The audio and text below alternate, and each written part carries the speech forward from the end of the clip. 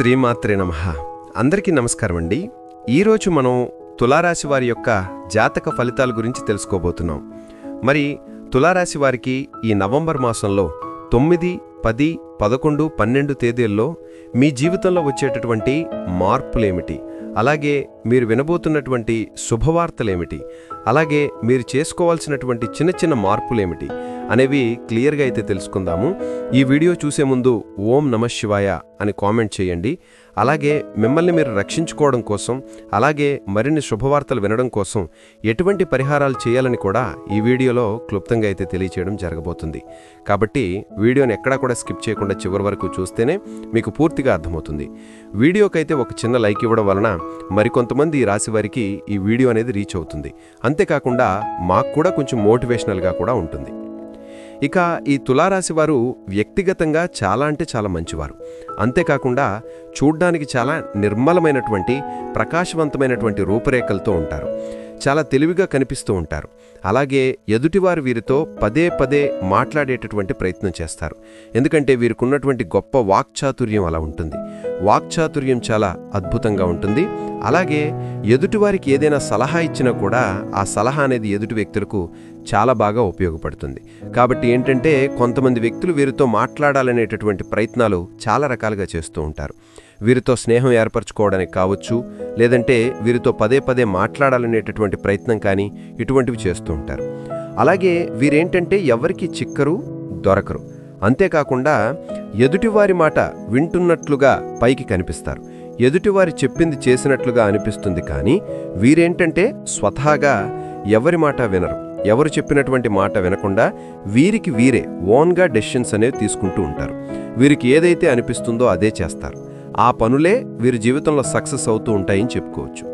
అలా అని చెప్పి ఎదుటివారి మాటలు అస్సలు వినరా, ఎదుటివారంటే విలువ లేదా, గౌరవం లేదా అని కాదు అర్థం. ఇలా అనుకుంటే నిజంగా అది మన పొరపాటు అవుతుంది. ఎవరి మాట వినాలో వీరికి బాగా తెలుసు. ఎవరి మాట విని నడుచుకోవాలనేది కూడా వీరికి బాగా తెలుసు. అలాగే ఎవరు చెప్తే, అంటే ఎవరు పడితే వారు చెప్తే వారి మాటను వినరు, గౌరవించరు. వీరికున్నటువంటి తెలివైన తత్వానికి, వీరికున్నటువంటి అందమైనటువంటి రూపానికి, నిజానికి చెప్పుకోవాలంటే ఈ రాశివారు చాలా అందంగా ఉంటారు, చక్కని రూపం కలిగి ఉంటారని చెప్పుకున్నాం కదా. అంతేకాకుండా వీరికున్నటువంటి తెలివితేటలు కూడా అమోఘం అని చెప్పుకోవచ్చు. ఎదుటివారి కింద మేము ఎందుకు లొంగాలి, ఎదుటివారి కింద తలవంచాల్సినటువంటి అవసరం మాకేంది అన్నట్లుగా ఆలోచిస్తారు. అంటే వీరి మీద వీరు ఎక్కువగా ఆధారపడడానికి వీరికి నచ్చుతుంది. అలాగే వీరి కష్టాల్ని వీరు ఎక్కువగా నమ్ముకుంటారు. వీరి ధనాన్ని వీరు సంపాదించుకుంటారు. అంటే ఎవరిని కూడా గుడ్డిగా మాత్రం అస్సలు నమ్మరు. అలాగే ఎవరో ఇచ్చినటువంటి ధనంతో జీవించడం అనేది కూడా వీరికి పెద్దగా నచ్చదు. స్వతహాగా వీరు కష్టపడి సంపాదించుకున్న దానిలోనే వీరు తృప్తిని వెతుక్కుంటారు. అలాగే వీరికి చిన్నప్పటి నుండి కూడా, అంటే వీరికి ఆస్తిపాస్తులు కానీ, లేదంటే ఎవరో దానంగా ఇచ్చినటువంటి డబ్బు కానీ, భూములు కానీ ఇటువంటివేమీ లేవండి. స్వతహాగా వీరి కాళ్ల మీద వీళ్ళే కష్టపడి సంపాదించుకున్నటువంటి ఆస్తులు ఎక్కువ. అయితే ఈ రాశివారు పేదవారున్నారు, అలాగే లేనివారున్నారు, అలాగే మధ్యతరగతి వారు కూడా ఉన్నారు. కానీ ఏంటంటే వీరికి ఎన్ని కష్టాలు వచ్చినా, అలాగే ధనవంతులుంటే వారి వేరే విషయం, వారి చేతి నిండా డబ్బులుంటాయి. కానీ మధ్యతరగతి వారు, అలాగే లేనివారు ఉంటారు కదా, అటువంటి వారికి కూడా ఏంటంటే అవసరానికి సరిపడా చేతికి ధనం అనేది అందుతుంది. అంటే వీరికి ఒక రకంగా చెప్పాలంటే అది ఒక అదృష్టమేనండి. ఎందుకంటే అవసరానికి తగినప్పుడే కొంతమంది వ్యక్తుల దగ్గర గమనించినట్లయితే వారికి డబ్బు అవసరమప్పుడు అసలు అమౌంట్ అనేది వారి చేతిలో ఉండదు. అలాగే ఏ అవసరం లేనప్పుడు ధనం అనేది ఉంటుంది. కానీ వీరు అలా కాదు, అంతా ఆపోజిట్. చేతి నిండా కూడా ధనం అనేది ఎప్పుడు కూడా అవసరానికి సర్దుబాటు చేసే విధంగా వీరికి చేతిలో డబ్బు ఉంటుంది. అది ఉన్నవారైనా, లేనివారైనా, మధ్యతరగతి వారైనా. ఇలా వీరికి అదృష్టం అనేది ఎప్పుడు కూడా వెన్నంటే ఉండి నడిపిస్తూ ఉంటుంది. అది కూడా ఏంటంటే వీరికి ఉన్నటువంటి మంచితనం వలన భగవంతుడు వీరికి ఇచ్చినటువంటి గొప్ప అవకాశం, అలాగే అనుగ్రహం అనే చెప్పుకోవచ్చు. అలాగే వీరు ఎంతో ప్రేమ కలిగినటువంటి వ్యక్తులు, ప్రేమించదగినటువంటి వ్యక్తులు, ఎప్పటి నుండో పరిచయం ఉన్నటువంటి వ్యక్తులు కానీ, లేదంటే అప్పుడే పరిచయమైనటువంటి వ్యక్తులకు కానీ వీరిట్టే లొంగిపోతూ ఉంటారు. అయితే ఈ విషయంలో మీరు కొంచెం జాగ్రత్త వహించాలి. ఎందుకంటే ఎవరిని పడితే వారిని నమ్మడం వలన మీ మంచితనానికి ఏంటంటే మీరందరూ కూడా మాలాగే ఉంటారు, మాలాగే ఆలోచిస్తారు. ప్రతి ఒక్కరు కూడా సాటి మనిషే కదా, మనం కూడా అలాంటి వాళ్ళమే కదా, మరి వాడికి ఏం కష్టం వచ్చిందో ఏంటో అని చెప్పేసి వెనక ముందు ఆలోచించకుండా మీ దగ్గర ఉన్నా లేకపోయినా కూడా వెంటనే సహాయాన్ని చేస్తూ ఉంటారు. అంటే మీ దగ్గర లేకపోయినా కూడా అప్పులు తీసుకొని మరి ఎదుటి వ్యక్తులకు సహాయం చేయడం, తర్వాత వాళ్ళు ఏంటి, వాళ్ళ వ్యక్తిత్వం ఏమిటని తెలుసుకున్న తర్వాత మీరేమీ చేయలేనటువంటి పరిస్థితికి ఎదుర్కొంటూ ఉంటారు. ఇటువంటి సమస్యలను చాలా రకాలుగా మీరు ఫేస్ చేస్తారు. అయినప్పటికీ కూడా మీలో మార్పు అనేది రావడం లేదు. కాబట్టి ఆ వ్యక్తులేంటి, ఆ వ్యక్తుల యొక్క స్వభావం ఏంటి, మనం ఎవరికి సహాయం చేస్తున్నాం, మనం చేస్తున్నటువంటి సహాయం నిజంగా వారికి ఉపయోగపడుతుందా, లేదంటే అవసరానికి ఏదైనా మనల్ని వాడుకుంటున్నారా, ఇటువంటి విషయాలను మీరు కొంత అబ్జర్వ్ చేసుకుంటూ ఉండాలి. అయితే మీకు అన్ని రకాలుగా కూడా అడ్డుపడుతూ ఉంది ఏంటంటే, మెయిన్గా చెప్పాలంటే మీ మొహమాటం అండి.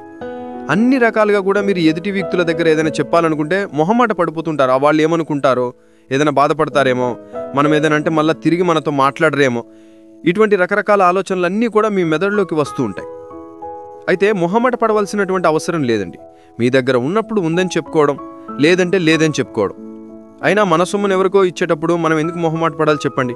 వాళ్ళు ఎలాంటి వ్యక్తులో తెలియకుండా, అలాగే వాళ్ళు అసలు నిజంగా మన దగ్గర సహాయం కోరి వచ్చారా, లేదంటే మనల్ని అవసరానికి వాడుకుంటున్నారా అనేటటువంటి విషయాలను మనం తెలుసుకోకుండా మొహమాటానికి పోయి మన దగ్గర ఉన్నదంతా కూడా వదులుకొని తర్వాత ఎప్పుడో అంతా తెలుసుకున్న తర్వాత బాధపడే కంటే కూడా ముందు మన దగ్గర ఉందా లేదా అనేది చూసుకొని జాగ్రత్త పడి తర్వాత వాళ్ళకి ఏదైనా అవసరం అని అనుకుంటే మన దగ్గర ఉన్న దాంట్లో 1% సహాయం చేయాలి. అంతేగాని మన దగ్గర ఉన్నదంతా కూడా సహాయం చేసి మనం మంచి వ్యక్తులుగా ఈ సమాజంలో అంటే పేరు పొందాలనే ఉద్దేశం మీకు లేదు.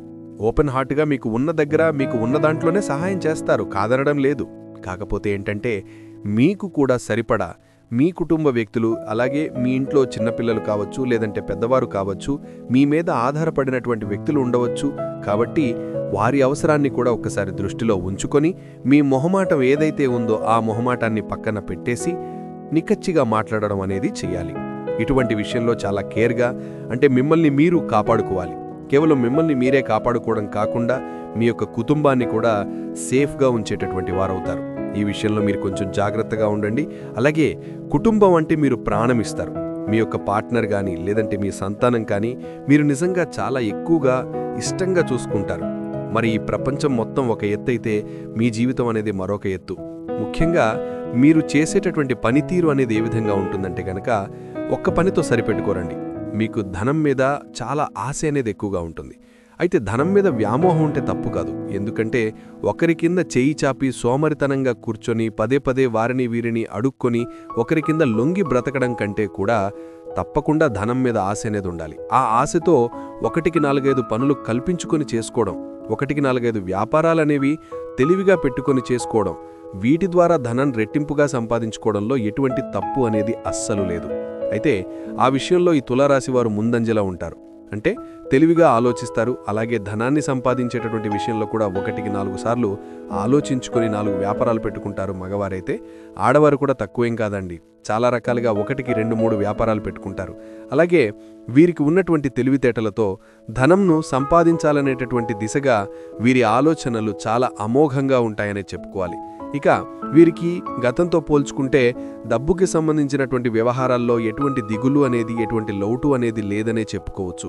ఇందాక మనం చెప్పుకున్నట్లుగా వీరి ప్లస్ పాయింట్ ఏంటంటే వీరి దగ్గర అదృష్టం అనేది ఎప్పుడు కూడా ఉంటుందంటే వీరికి పెద్దలు సంపాదించినటువంటి ఆస్తిపాస్తులు కూడా ఏంటంటే ఎక్కువగా ఉండకపోయినా స్వతహాగా వీరికి ఏదైనా అవసరం ఉందంటే ఆ అవసరానికి సరిపడా డబ్బు అనేది వీరి చేతిలో ఎట్లాగైనా సరే ఉంటుంది. ఇక ఎక్కువగా వీరేంటంటే ఈ మధ్యకాలంలో చూసుకున్నట్లయితే కొంత మానసికపరమైనటువంటి ఆందోళన వీరికి ఎక్కువగా ఉంటుంది. అంటే అన్నీ ఉన్నా కూడా ఏంటంటే మనసు ఎప్పుడు కూడా ఆందోళనకరంగా రకరకాల ఆలోచనలు చేస్తూ ఉండడం, అంటే వారికి ఇలా అవుతుంది వీరికి ఇలా అవుతుందని చెప్పి మనసు భారంగా ఉంచుకోవడం, ఇటువంటివి చేస్తూ ఉన్నారు. అలాగే ఎక్కువగా మానసిక ఒత్తిడికి గురి కావడం వలన మీలో తెలియనటువంటి అనారోగ్య సమస్యలు కూడా వస్తూ ఉన్నాయన్నమాట. కాబట్టి ప్రెజెంట్ ఉన్నటువంటి ఈ రోజుల్లో ఎప్పుడు ఎవరికి ఏమవుతుందో తెలియనటువంటి ఈ రోజుల్లో మీ మనస్సును ప్రశాంతంగా ఉంచుకోవడానికి కొంచెం చాలా కష్టమైనటువంటి పనే. కానీ మీరు చేసేటటువంటి కొన్ని ముఖ్యమైనటువంటి పనుల వలన మనస్సు అనేది ప్రశాంతంగా ఉంచుకోవచ్చు.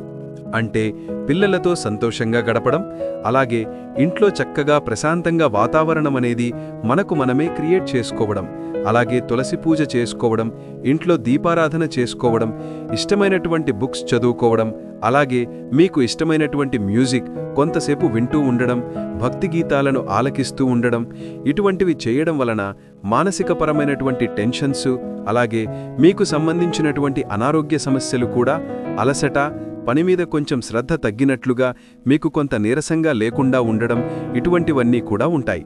ఇటువంటివి మీరు చేసుకోవడం వలన మీ మనస్సు అనేది చాలా దృఢంగానూ నిశ్చయంగానూ ఉంటుంది. అలాగే ప్రతిరోజు కూడా మీకు దగ్గరలో ఉన్నటువంటి ఏ దేవాలయమైనా పర్వాలేదు, ఆ దేవాలయానికి వెళ్ళి చక్కగా అక్కడ ఉన్నటువంటి స్వామి అమ్మవార్లను సందర్శించుకోవడం మనస్సును ప్రశాంతంగా ఉంచుకునేటటువంటి పనులండివి. మనం ఎంత బిజీగా ఉన్నప్పటికీ కూడా ఇవి చేయడం వలన ఆ రోజు మనకు తెలియనటువంటి ఒక బూస్టింగ్ అనేది మన శరీరంలోకి వస్తుంది.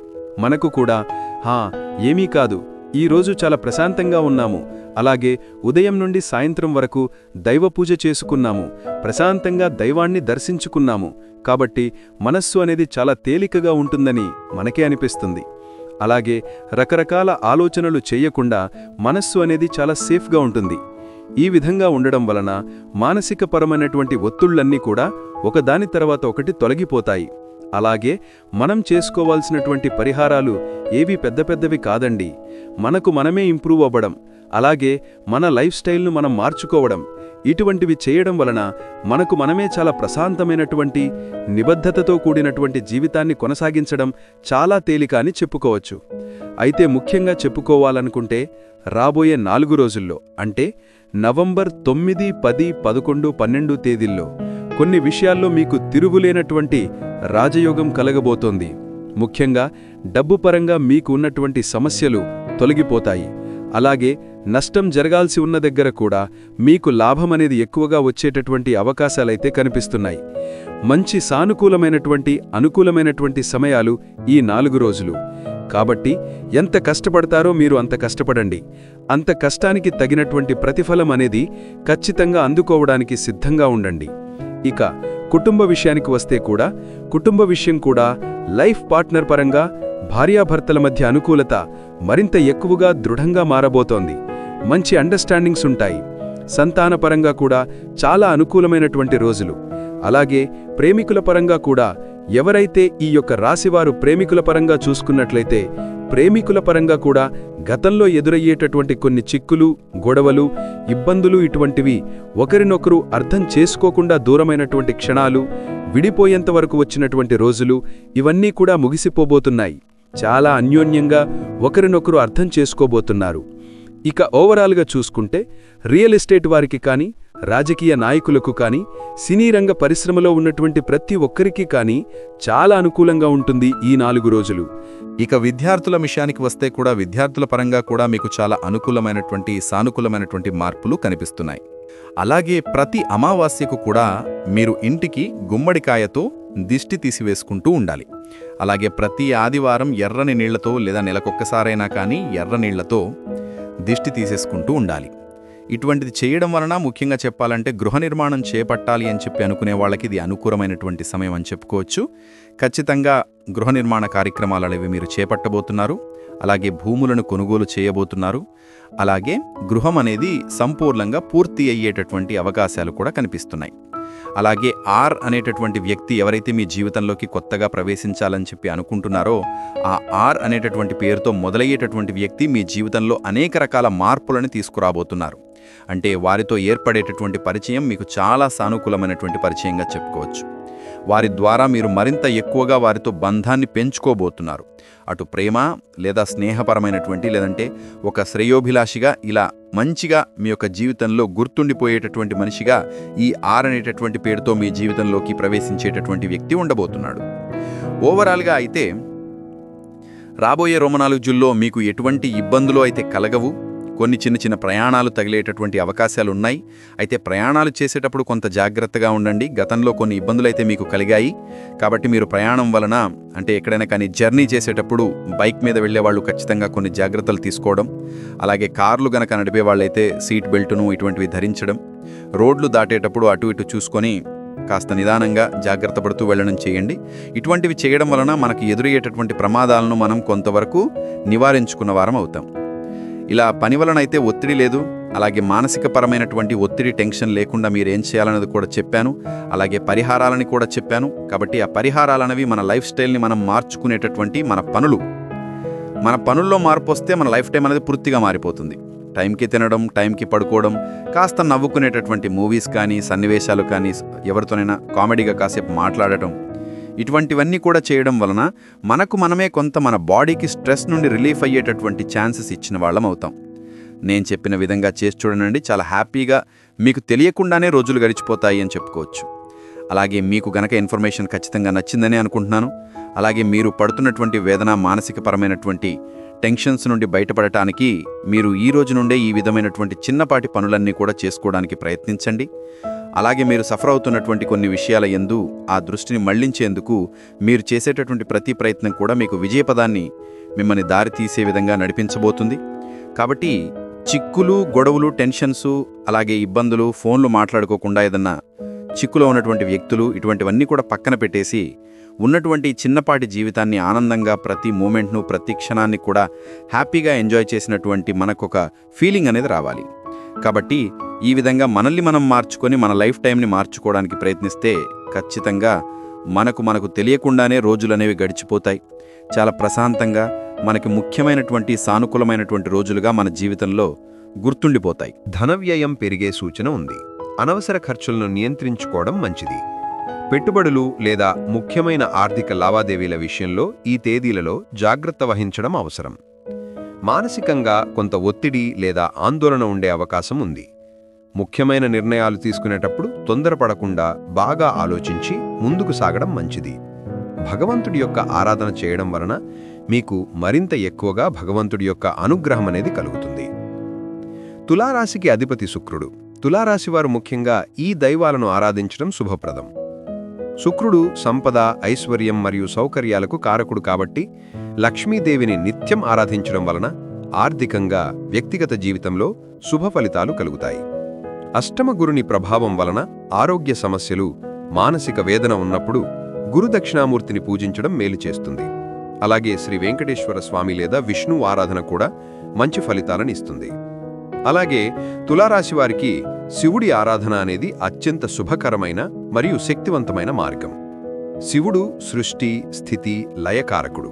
ఆయనను ఆరాధించడం వలన తులారాశివారిలో నిర్ణయాలు తీసుకునేటప్పుడు తటపటాయింపు తగ్గి సరైన సమతుల్యతతో ముందుకు సాగగలుగుతారు. శివుడు తన భక్తులకు కష్టాల నుండి విముక్తి కలుగజేస్తాడు. తీవ్రమైన ఆర్థిక ఇబ్బందులు ఉన్నప్పుడు శివుణ్ణి భక్తితో ఆరాధిస్తే దారి చూపడం లేదా ఊహించని విధంగా సహాయం అందడం జరుగుతుంది. ప్రతిరోజు లేదా కనీసం సోమవారాల్లో మహామృత్యుంజయ మంత్రాన్ని 11 లేదా 108 సార్లు జపించడం చాలా శక్తివంతమైన ఫలితాలనిస్తుంది. ప్రతి సోమవారం లేదా నెలలో ఒక్కసారైనా శివలింగానికి పాలు, పెరుగు, తేనె, నెయ్యి, చెరుకు రసం వంటి వాటితో అభిషేకం చేయడం వలన మంచి శుభాలు కలుగుతాయి. అలాగే శివుడికి అత్యంత ప్రీతిపాత్రమైన బిల్వపత్రాలను సమర్పించడం వలన సకల పాపాలు తొలగి మీరు కోరిన కోరికలు నెరవేరుతాయి. శివుడి ఆరాధన తులారాశివారికి కష్ట సమయాలలో ధైర్యాన్ని, ప్రశాంతతను అందించి జీవితంలో ముందడుగు వేయడానికి అద్భుతంగా సహాయపడుతుంది. ఈ దైవాలను ఆరాధించడం వలన రాశి ఫలాలలోని ప్రతికూల ప్రభావాలు తగ్గి శుభం కలుగుతుందని జ్యోతిష్య పండితులు చెబుతున్నారు. నేను చెప్పిన విధంగా చేసి చూడండి. మీ జీవితంలో వచ్చేటటువంటి మార్పులకు కారణం ప్రధానంగా మీరే అవుతారు. తెలుసుకున్నారు కదండి, తులారాశివారికి రాబోయే 4 రోజుల్లో ఏ విధంగా ఉంటుంది అని. ఈ వీడియో గనక మీకు నచ్చినట్లయితే ప్లీజ్ లైక్ చేసి మీ ఫ్రెండ్స్కి షేర్ చేయండి. అలాగే మా కొత్త వీడియోస్ మీకు వెంటనే చేరాలంటే మా ఛానల్ని సబ్స్క్రైబ్ చేసుకుని పక్కనే ఉన్నటువంటి బెల్ ఐకాన్ని ప్రెస్ చేయండి. ధన్యవాదములు.